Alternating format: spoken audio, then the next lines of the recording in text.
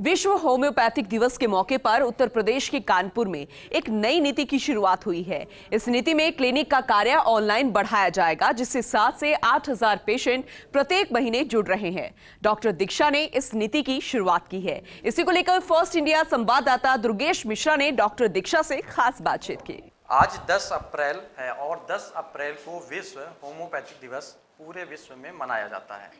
लेकिन विश्व के साथ साथ अगर हम भारत की बात करें तो भारत में अन्य चीज़ें भी हैं, जैसे कि होम्योपैथिक और अन्य चीज़ें। लेकिन उसके साथ साथ अब होम्योपैथिक में भारत किस कदर आगे बढ़ रहा है और भारत के युवक और युवतियाँ इस होम्योपैथिक की दिशा की ओर कैसे बढ़ रहे हैं, इन सारी बातचीत को समझने के लिए हमारे साथ हैं डॉक्टर दीक्षा, जो कि अपना एक बड़ा सा प्रोजेक्ट भारत के उत्तर प्रदेश में तैयार कर रही हैं और कैसे काम कर रही हैं। सबसे पहले शुरुआती बात समझेंगे कि आखिरकार दीक्षा जी, होम्योपैथिक क्या है और कैसे ये भारत में आया, कौन लाया और अब क्या दिशा निर्देश देंगे इसमें? देखिए, सबसे पहले तो जो हमारे फाउंडर हैं होम्योपैथी के, डॉक्टर हैनीमैन सर, आज उनका बर्थडे है। 10 अप्रैल 1755 को उनका बॉर्न हुआ था जर्मनी में। तो उसके बाद उन्होंने काफ़ी सारी रिसर्चेस की और उसके बाद सडनली वो काफ़ी सारी चीज़ों पे एक्सपेरिमेंट करते गए और उन्होंने होम्योपैथी का एक तरह से जन्म हुआ।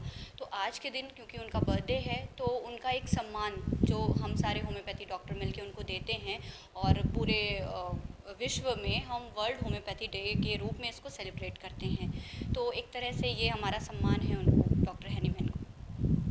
कहते हैं कि भारत में जब कोरोना आया तो कोरोना के पहले एक अन्य चीज़ें चला करती थी, एलोपैथिक लेकर के या अन्य सारी, लेकिन कोरोना के बाद में भारत के लोगों ने जागरूकता एक अलग लगी कि होम्योपैथिक की ओर बढ़ें। इसको लेकर आप क्या सोचती हैं और क्या देखती हैं भारत में? जी, देखिए, मेडिकल सेक्टर से होने मैं भी हूँ, तो सबसे मेन चीज़ हम लोगों को पहले लगती थी कि हम लोग पेशेंट को क्लिनिक पर ही बुलाएं, बिना क्लिनिक पे आए हम लोग उसको डायग्नोस नहीं कर पाएंगे। बट जब कोविड आया तो काफ़ी सारी चीज़ें हम लोगों की चेंज हुई, सोचने का तरीका चेंज हुआ और उसी ड्यूरेशन में जो टेक्नोलॉजी थी, जो हमारा ऑनलाइन सेक्टर था, उस पर हम लोगों ने फोकस करना स्टार्ट किया। उसके माध्यम से हम लोगों ने लोगों से वीडियो कॉल पे बात की, उनकी प्रॉब्लम्स को जाना और उनके घर तक हमने दवाई डिलीवर कराई।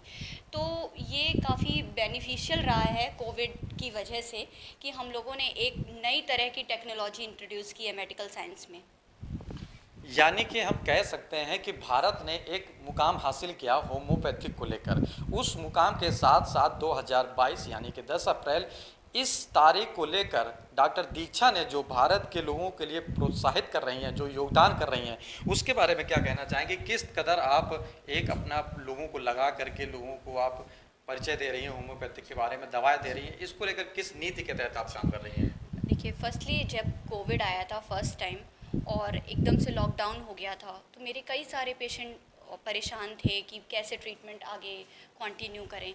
तो उसी टाइम हम लोगों ने वी क्लिनिक के बारे में सोचा। जो मेरे कलीग हैं मिस्टर आलोक, तो उनके पास पूरी टेक्नोलॉजी थी कि किस तरह से हम रिप्रेजेंट कर सकते हैं इस चीज़ को लोगों के बीच में।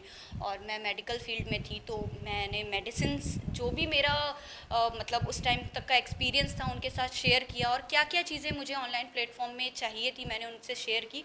तो उन्होंने अपने सॉफ्टवेयर के ज़रिए हम लोगों को गाइड किया कि ये चीज़ें सॉफ्टवेयर की वजह से पॉसिबल हैं कि बहुत सारे पेशेंट, इस टाइम तो हमारे पास 7,000 to 8,000 पेशेंट पर मंथ हैं, तो और उनको डील करना अगर आप रजिस्टर में मेंटेन करेंगे तो बहुत मुश्किल है। बिना सॉफ्टवेयर की हेल्प के ये सारी चीज़ें पॉसिबल नहीं थी। तो उसी टाइम पे वी क्लिनिक का एक तरह से मतलब बोल सकते हैं कि जन्म हुआ, जो हम लोगों की सोच थी उसका जन्म हुआ और तब से आज तक हम लोगों ने अपनी टेक्नोलॉजी में, अपने सोचने के तरीके में, मेडिसिन्स में काफ़ी चेंजमेंट किए हैं। तो इस टाइम हम लोग इंडिया के मतलब हर स्टेट में अपनी मेडिसिन भिजवाते हैं और उसके लिए क्या करना होता है, पेशेंट हमसे कांटेक्ट करता है। हमारी वेबसाइट है vclinic.in, वहाँ से या फिर हमारा जो भी हेल्पलाइन नंबर है वहाँ से पेशेंट हमसे कांटेक्ट करता है। हम उसका प्रॉपर केस लेते हैं और उसके बाद उसकी बीमारी को जानकर उसके घर तक हम लोग दवा डिलीवर कराने का काम करते हैं। तो ये थी हमारे साथ डॉक्टर दीक्षा, जिन्होंने अपनी भाषा में बताया कि किस कदर भारत में अपनी तरह से घर घर में जाकर इस सुविधा का लाभ पहुंचा रही हैं। और कहने का मकसद ये भी है कि भारत के लोग अब इस दिशा में आकर्षित भी हो रहे हैं।